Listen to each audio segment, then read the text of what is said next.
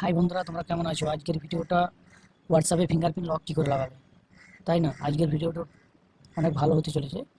কেন কি হোয়াটসঅ্যাপে ফিঙ্গারপ্রিন্ট লক লাগানোটা অনেক দরকার।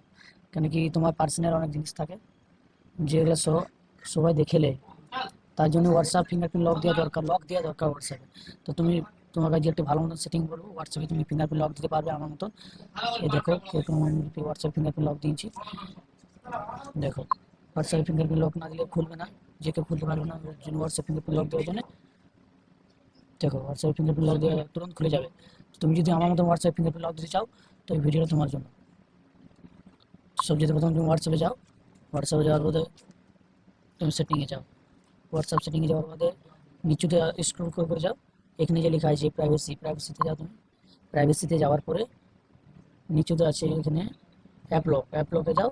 অ্যাপ লকে যাওয়ার পরে এখানে লেখা আছে না আনলক। আমার আনলক আছে, এটা তো তুমি আনলক লেখা আছে না, আনলক একটু চালু করে দেবে। ফিঙ্গারপ্রিন্ট দেবে হয়ে যাবে। ধন্যবাদ এই ভিডিওটা পুরো দেখার জন্য।